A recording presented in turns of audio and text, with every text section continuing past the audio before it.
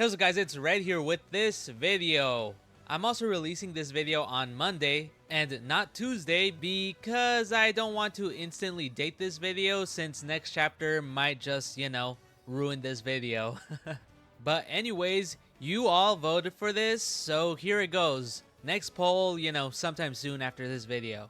Anyways, let me know what you think in the comments below, and if you want to stay up to date with my videos and polls, make sure to subscribe to my channel to help me reach 2K and many more. If you want to support me some more, you can always hype this video up for free. If you're on mobile, you'll be able to swipe from the comment section to the hype area. So consider supporting me by hyping the video.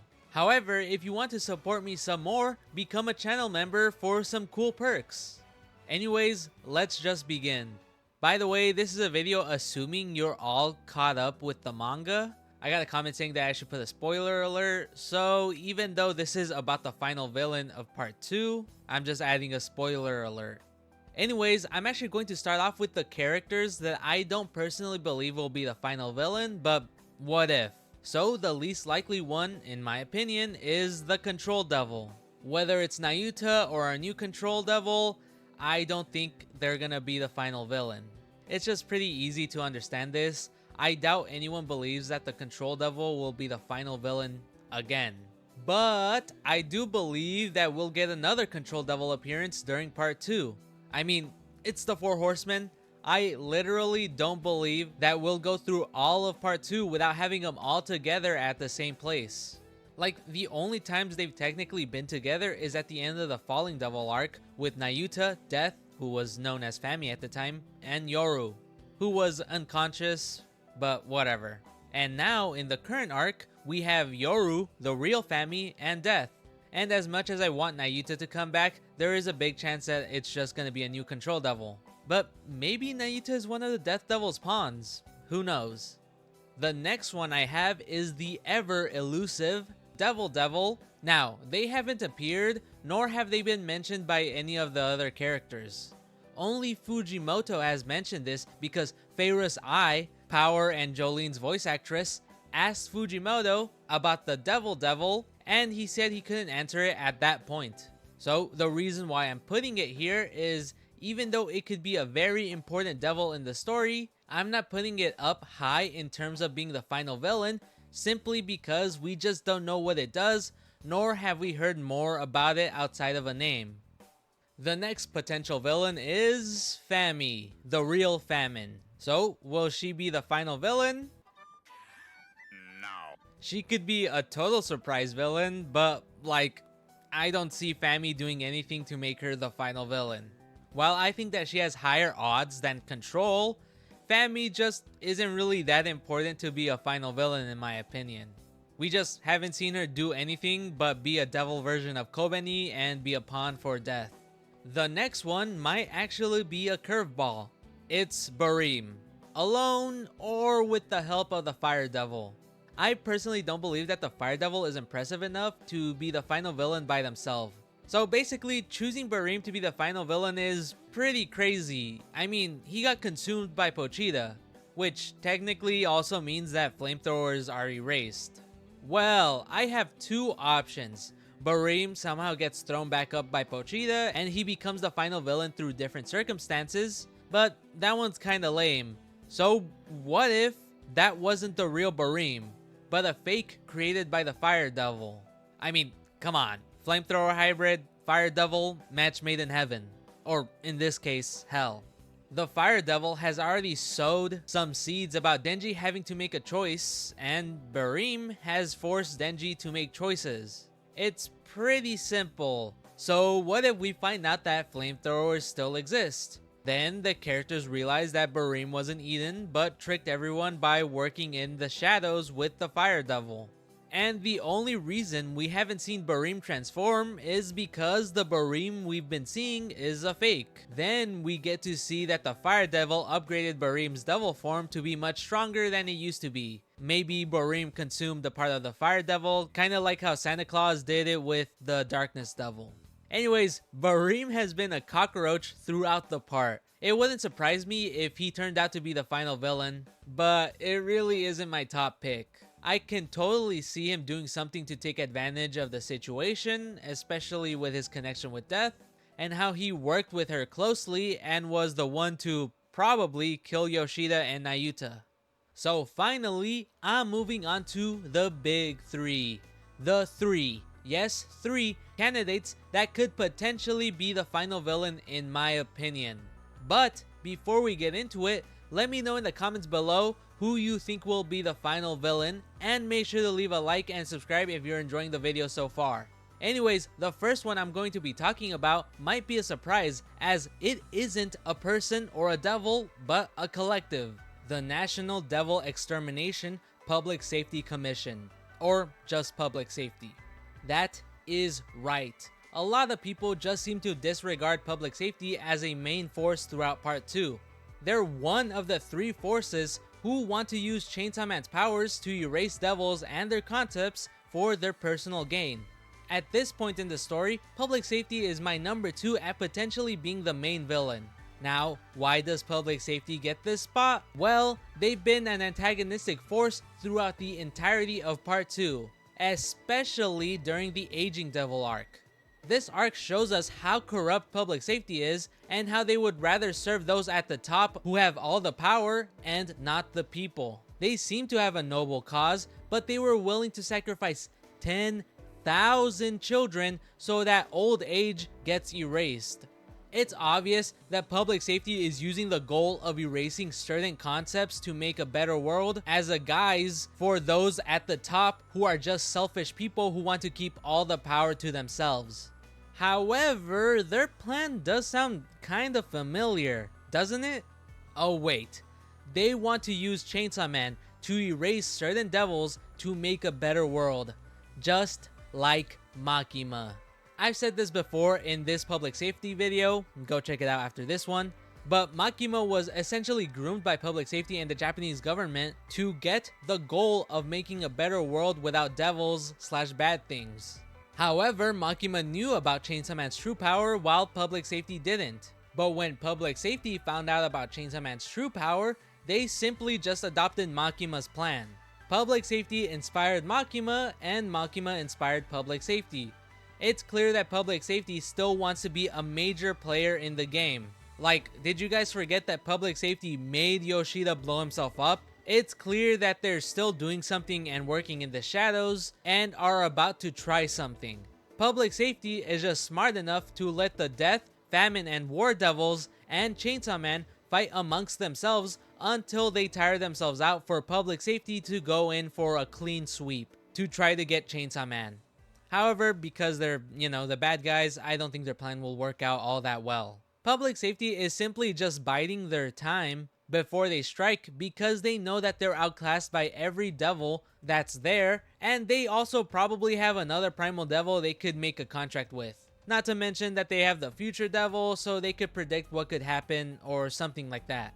So yes, I believe that public safety has a chance of being the quote-unquote final villain, but now it's time to get onto someone people have already decided will get that status. The War Devil, Yoru. Now, a lot of people have already set their minds on her being the final villain. I mean, the Death Devil said that the prophecy changed for Yoru, right? She's gotten a huge power boost with nuclear weapons and was gathering an army of devils. So that makes her the most obvious one, right? Well, if we do decide that Yoru is the final villain, then she obviously would erase death so that there would be infinite war so that she becomes the strongest being ever. However, what if that's just what Fujimoto and Death want you to believe? Now, the most obvious outcome could always be the easiest, but what if that's just a red herring? They just want to distract you from the real villain again. Why do I think this? Well, look at the most recent chapter, 218. This is also why I'm releasing this video before 219, just in case this part gets ruined, but that's usually my luck. Anyways, in 218, Asa, Death, Fami, and even Miri were ready to let Yoru and Asa be consumed by Chainsaw Man. But look at what happened. He decapitated all of them, except Asa, because, she blew her own brains out. But why would he do this instead of just consuming Yoru? Why would he kill Gully, who was chopping up Yoru? Well, it's because Pochita doesn't want Yoru, well, more accurately, Asa, to die for the sake of Denji. Obviously, this could lead to Yoru being the final villain, but I just don't feel like that's the case. I think Yoru is obviously the last obstacle for Asa to overcome, but not the final one of part 2. This whole thing just feels like a red herring for us readers to distract us from the true villain. And I have my own reasons as to why Yoru being the final villain is like the Gun Devil being the final villain for part 1. But those reasons are actually talked about in my final and next option. The Death Devil. Lil D / Shii-Chan. It all comes back to death. I used to think that death was the one we're getting a subversion to. That death wasn't going to be the big bad.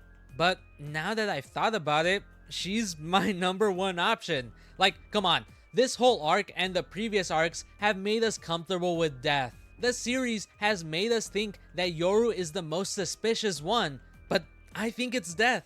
She's always been the mastermind behind practically all the events in part 2. She's most likely the reason why Asa died, so that Yoru could have a host and use Yoru as the fall guy to distract everyone and the reader of Death's true intentions. Like, come on. Death has always been so suspicious. She started the Chainsaw Man Church. She was the one to tell Denji of Yoru's plan and that the prophecy changed. Why would you trust Death?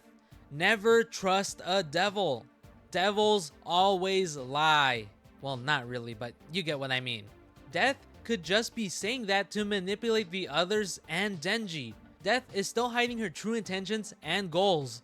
Why would she tell anyone of her goals? Do you seriously think that she's doing it for the betterment of humanity?